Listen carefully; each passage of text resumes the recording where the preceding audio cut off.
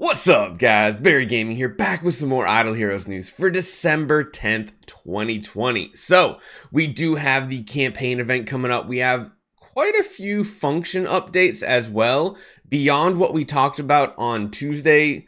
So yes, we are still going to be getting those Elite Shard changes, those Brave Trial changes, a whole bunch of stuff, but there are even more function updates. So, let's jump into it.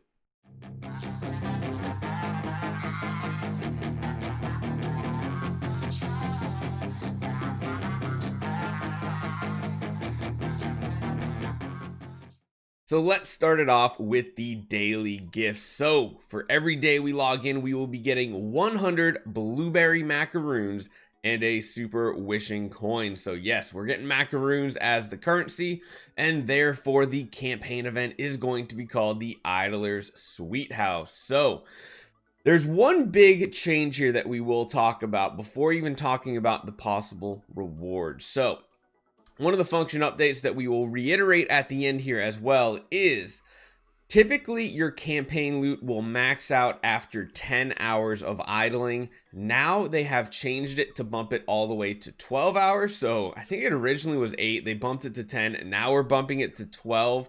So technically you don't have to log in but 2 times a day to collect those rewards.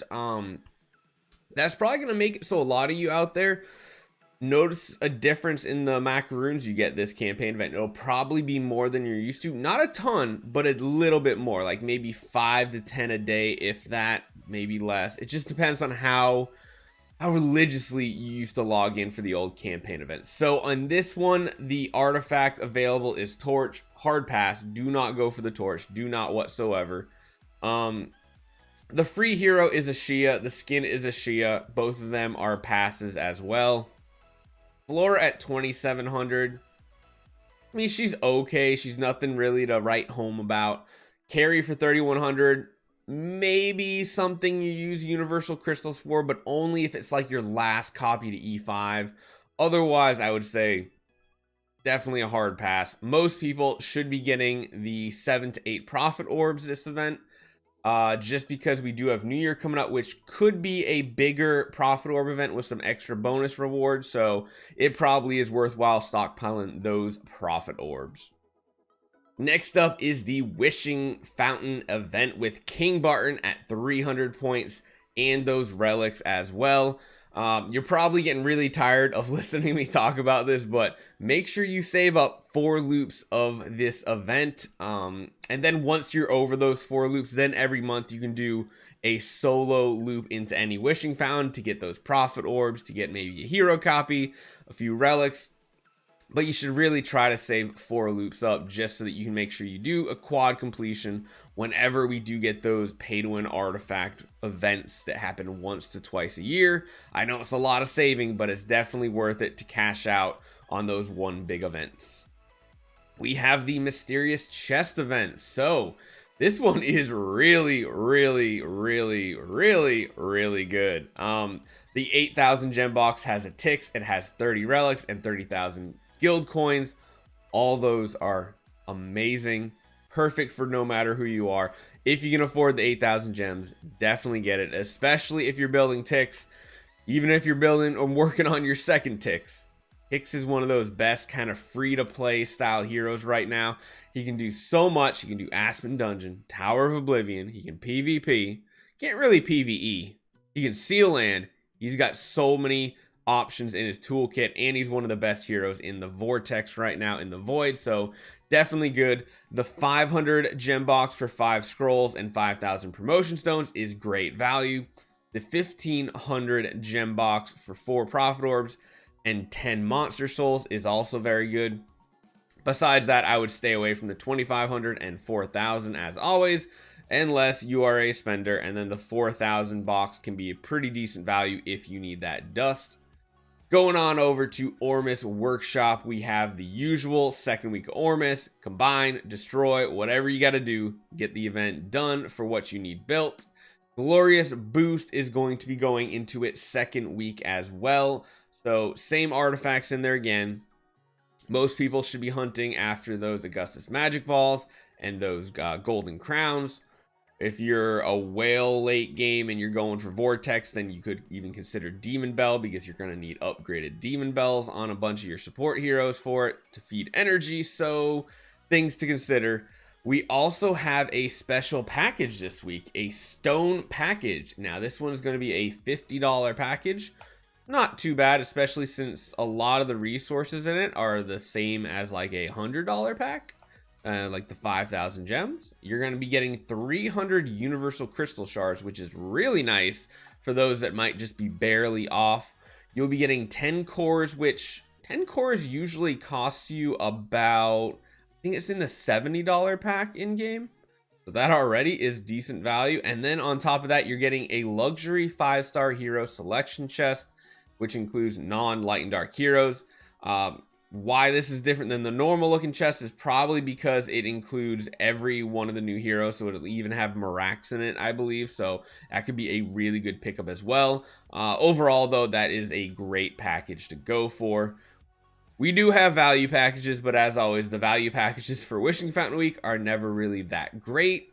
But if you are hunting something, it might be worth purchasing. Overall, though, on Wishing Fountain Week, is usually not worth doing the value packages whatsoever. So that wraps that up. We do have a bunch of function updates, though, and we got to go over those right now. So some features in game used to be unlocked when the player reached a certain level, but now they will be unlocked after that player clears a certain stage in campaign. For players who have already unlocked some of these features but haven't cleared the required stages, these stages will automatically be cleared after the update and you will get the reward. So don't really know what that is talking about. I mean, I know there are things, because we just started a new account, like Sealand takes level 80, Aspen Dungeon 72, monsters like 70.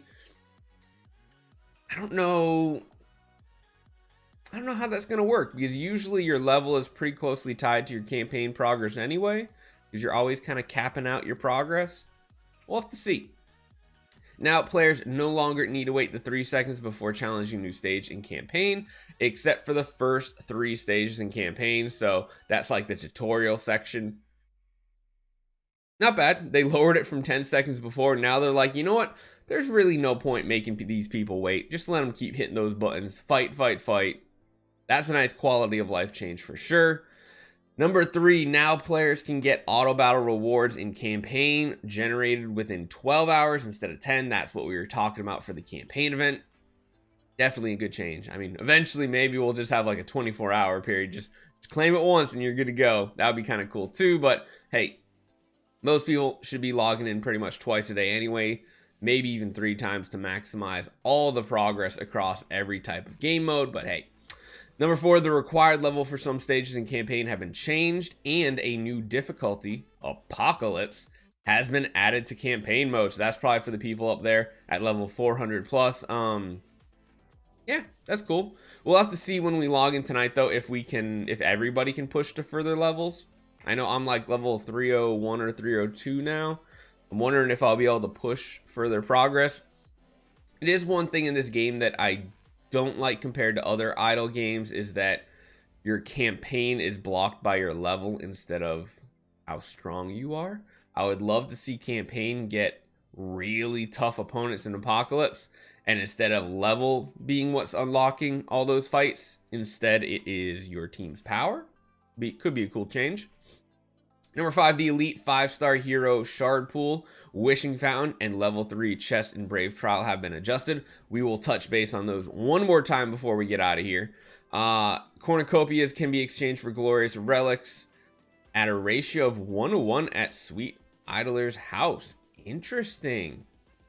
So if for some reason you did not use your Cornucopias in the previous event, they're going to at least let you cash them in for 1 relic. If you guys remember, the Cornucopias were the ones you could cash in for anywhere between 1 and 5 relics.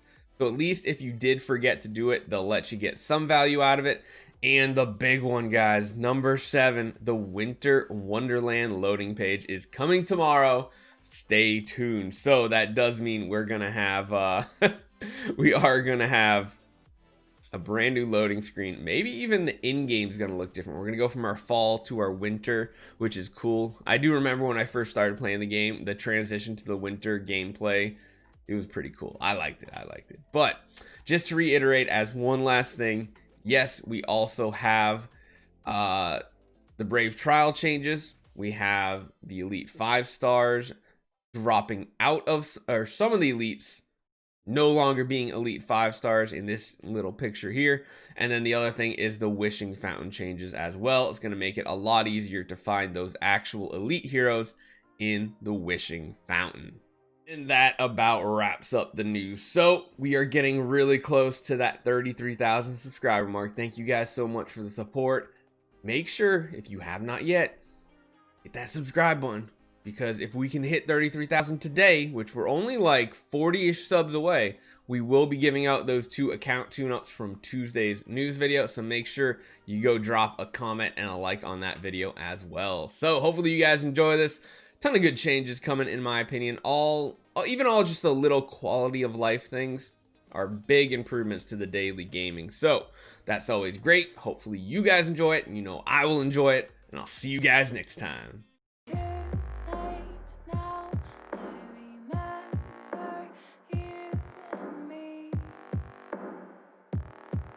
How can